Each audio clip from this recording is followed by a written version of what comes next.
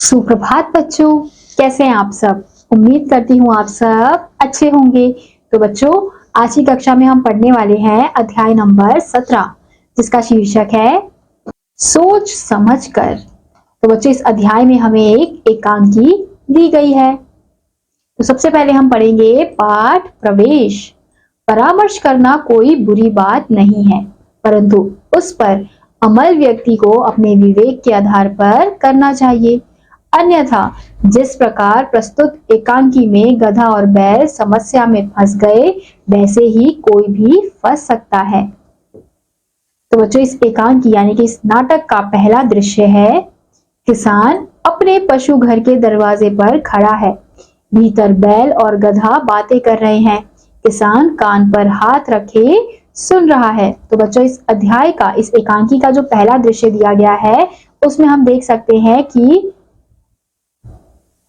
किसान जो है वो अपने पशु घर के बाहर खड़े होकर बैल और गधे की बातें सुन रहा है। तो बैल कहता है, भाई गधे, तुम बहुत भाग्यशाली हो। तुम्हारा दिन कितने मजे से कटता है।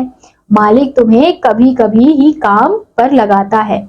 मुझे तो सुबह 6 बजे से शाम अंधेरे होने तक जुटे रहना पड़ता है। तो बैल गधी से क्या बोल रहा है कि तुम तो कितने भाग्यशाली हो, यानी कि बहुत किस्मत वाले हो। तुम्हारा दिन कितने मजे से कटता है। अब मालिक जो है, यानी कि जो किसान है, वो तुमसे बहुत कम काम लेता है और मुझे तो सुबह 6 बजे से शाम अंधेरे होने तक काम करते रहना पड़ता है। फिर गधा कहता है, हाँ, मेरा समय तो आराम से कट जाता है। फिर बैल कहता है, मालिक तुम्हें खाना भी अच्छा देता है, रोज हरी हरी घास। तो बैल क्या कहता है कि अब मालिक तो तुम्हें खाना भी अच्छा देता है और तुम काम करते हो, तो तुम तो बहुत ज्यादा भाग्यशाली हो। और गधा क्या कहता है कि हाँ, मेरा समय तो आराम से कट जाता है, यानी कि गधे को ज्यादा मेहनत करने की जरूरत भी नहीं पड़ती और उसे अच्छा खाना मिल जाता है। तो गधा कहता है, कुछ सोचते हुए मैं तुम्हें एक उपाय बताता हूँ, फिर तुम्हारा जीवन भी आराम से बीतेगा। किसान ध्यान पूर्वक सुनता है। तो गधा कुछ सोचता है और फिर बैल को क्या कहता है कि मैं तुम्हें एक उपाय बताता हूँ। अब मैं जो उपाय बताऊंगा, फिर जो तुम्हारा जीवन है वो भी आराम से बीतेगा। और ये सारी बातें किसान जो है वो ध्यान पूर्वक सुन रहा होता है। फिर बैल कहता है, हाँ हाँ भाई, शीघ्र बताओ। फिर गधा कहता है, तो सुनो, कल सुबह जब मालिक तुमसे हल चलवाए तो तुम कुछ देर काम करने के बाद पृथ्वी पर गिर पड़ना और कराहने लगना। तुम्हें बीमार समझकर मालिक तुम्हें वापस ले आएगा। अच्छा भोजन भी मिलेगा और आराम भी। तो गधा क्या उपाय देता है बैल को कि कल सुबह जब मालिक तुम्हें हल चलाने के लिए लेकर जाएगा तो तुम क्या करना, थोड़ा काम करना, फिर उसके बाद जमीन पर गिर जाना और दर्द से कराहने लगना, जैसे तुम बहुत बीमार हो। अब इससे क्या होगा, मालिक तुम्हें घर ले आएगा और तुम्हें अच्छा खाने को भी देगा। फिर बैल कहता है, धन्यवाद गधे भाई, धन्यवाद। फिर किसान, अपने आप से कल देखूंगा तुझे। अब बैल जो है वो गधे को उपाय देने के लिए धन्यवाद करता है और किसान क्या सोचता है मन ही मन में कि कल देखूंगा तुझे। अब दूसरा दृश्य है इस नाटक का। बैल खेत जोत रहा है, किसान पीछे पीछे चल रहा है। तो हम यहाँ देख सकते हैं चित्र में कि अब जो दूसरा दृश्य उसमें दिखाया गया है कि अब जो बैल है वो खेत जोत रहा है और किसान जो है वो उसके पीछे पीछे चल रहा है। फिर किसान कहता है, चल चल, धीमे क्यों चल रहे हो। फिर बैल कहता है, गिरते हुए कराहता है। फिर किसान कहता है, ओह, लगता है तुम बीमार हो। मैंने तुमसे बहुत परिश्रम करवाया, इसी से तुम बीमार हो गए हो। कोई बात नहीं, अब तुम अच्छी तरह खाना खाओ और विश्राम करो। खेत पर अब गधा आएगा। तो किसान क्या करता है, बैल को चलने के लिए कहता है और कहता है तुम बहुत धीरे चल रहे हो। फिर बैल क्या करता है, जैसा गधा उसे समझाता है, जो उपाय बताता है वो वैसा ही करता है, जमीन पर गिर जाता है और ऐसे दिखाता है जैसे वो बहुत ज्यादा बीमार है। फिर किसान बैल को देखकर बोलता है कि ओ तुम तो बहुत ज्यादा बीमार हो, लगता है मैंने तुमसे ज्यादा ही परिश्रम करवा लिया, यानी कि ज्यादा मेहनत करवा ली, तो इसलिए अब तुम घर चलो, मैं तुम्हें अच्छा खाना दूंगा और तुम आराम करना। अब खेत का काम कौन करेगा? गधा करेगा।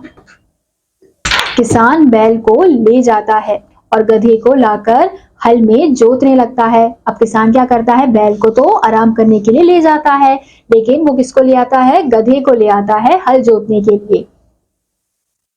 फिर किसान कहता है चलो बहुत आराम किया, जल्दी खेत जोत दो, बीज बोने हैं, वर्षा आने वाली है। गधे की गर्दन में जुआ डालता है।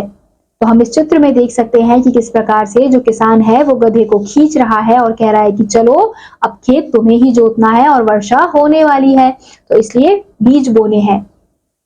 फिर गधा अपने आप से कहता है यह तो कठिन परिश्रम का काम है, मैं तो अभी से थक गया, कितना मूर्ख हूं मैं, अच्छा उपाय बताया बैल को। तो गधा अपने आप से क्या सोचने लगता है कि ये तो बहुत ही कठिन काम है हल जोतना, तो मैं तो ये काम नहीं कर सकता, मैं तो अभी से इतना थक गया हूं। फिर कहता है कि मैं कितना मूर्ख हूं जो मैंने इतना अच्छा उपाय बता दिया बैल को। फिर किसान कहता है अरे खड़ा क्यों हो गया, क्या सोच रहा है, मुफ्त की खाएगा क्या? किसान क्या बोलता है गधे को कि अरे खड़ा क्यों हो गया, क्योंकि वो वहां से अपनी जगह से हिल ही नहीं रहा होता है, क्योंकि वो डर रहा होता है। और फिर क्या कहता है किसान कि मुफ्त की खाएगा। फिर हम इस नाटक का तीसरा दृश्य देखते हैं। गिरता पड़ता गधा शाम को घर पहुंचा, पशुशाला में जाते ही गिर पड़ता है। अब गधा जो है वो मेहनत करके आता है, गिरता पड़ता, और शाम को जब पशु घर में पहुंचता है और वहीं पर गिर जाता है। फिर बैल कहता है गधे भाई तुमने अच्छा उपाय सुझाया, मैंने दिन भर आराम किया, इधर कुछ भोजन पानी रखा है, खा पी लो फिर आराम करना। तो बैल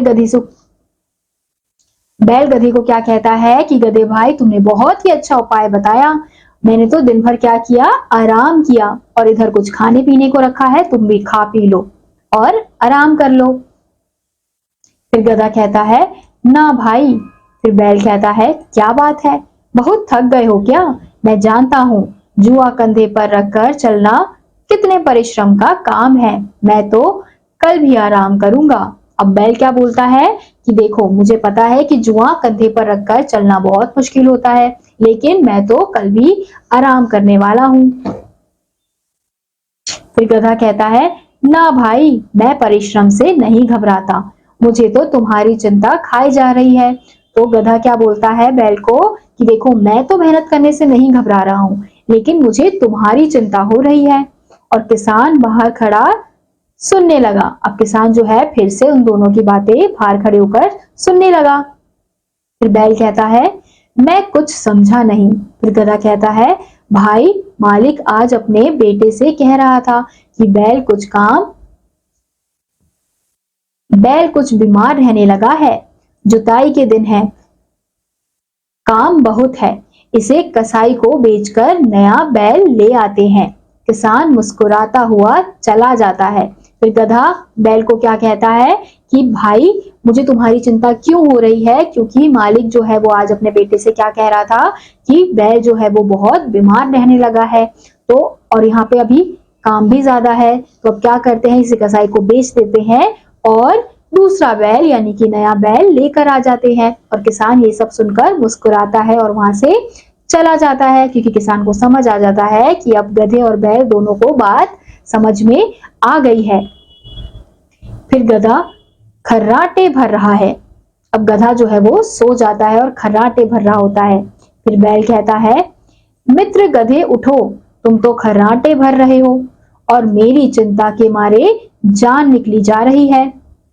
फिर गधा कहता है सोने दो मुझे, सोने दो। फिर बैल कहता है मुझे और विश्राम की जरूरत नहीं, मैं अपने परिश्रमी जीवन से ही संतुष्ट हूं, मैं कल अपने काम पर जाऊंगा। अब बैल जो है वो चिंता में डूब जाता है, क्योंकि जो मालिक है वो नया बैल लाने की बात कर रहा है। ये सुनकर वो बहुत ज्यादा परेशान हो जाता है। फिर वो गधे को उठाता है और कहता है कि मैं यहाँ परेशान हो रहा हूँ, चिंतित हूँ और तुम खर्राटे मारकर सो रहे हो। फिर गधा क्या बोलता है कि मुझे सोने दो। फिर बैल क्या कहता है कि मुझे विश्राम यानी कि मुझे आराम की जरूरत नहीं है और मैं अपने परिश्रमी जीवन से ही बहुत ज्यादा संतुष्ट हूँ, यानी कि मैं मेहनत करने के लिए तैयार हूँ, मुझे मेहनत से डर नहीं लगता है। फिर गधा कहता है ठीक है, जो तुम्हें अच्छा लगे। रात होते ही किसान आता है। अब गधा क्या बोलता है बैल की बात सुनकर के, ठीक है जैसा तुम्हें ठीक लगे। और फिर जैसे ही सुबह होती है तो किसान उन दोनों के पास आता है। फिर किसान कहता है उठो उठो, सुबह हो गई। बैल खुश होते हुए आगे बढ़ता है। अब जो बैल है वो खुश है और अब वो मेहनत करने से नहीं घबरा रहा है, तो इसलिए वो जल्दी से खड़ा हो जाता है जैसे ही किसान दोनों को उठाता है। अच्छा तो तुम ठीक हो गए, चलो तुम हल खींचना और गधा रहट चलाएगा। परिश्रम करने की आदत ही ठीक होती है। चलो तीनों खेत पर चले। तीनों जाते हैं। तो किसान क्या बोलता है कि अरे तुम ठीक हो गए, चलो अब तुम क्या करना, हल खींचना और गधा क्या करेगा, रहट चलाएगा। और परिश्रम यानी कि मेहनत करने की जो आदत है वही अच्छी होती है। ज्यादा विश्राम से क्या होता है, हमारे अंदर आलस आ जाता है, जैसे गधे के अंदर आलस आ गया था। तो इसलिए अब किसान क्या करता है, दोनों को काम पर लगा देता है। तो बच्चों इस अध्याय से हमें क्या शिक्षा मिलती है कि हमें परिश्रम से नहीं भागना चाहिए, क्योंकि अगर हम परिश्रम से भागेंगे तो हमारे अंदर क्या पैदा हो जाएगा, आलस पैदा हो जाएगा। फिर हम कोई भी काम करने से थक जाएंगे, हम ज्यादा काम नहीं करना चाहेंगे। तो हमें ऐसा नहीं करना चाहिए। तो इसी के साथ बच्चों आज का यह अध्याय यहीं समाप्त होता है। उम्मीद करती हूँ आपको यह अध्याय समझ आया होगा। मैं आपसे मिलूंगी अगली कक्षा में। तब तक के लिए आप सभी बच्चे पढ़ते रहिए और खुश रहिए। बाय।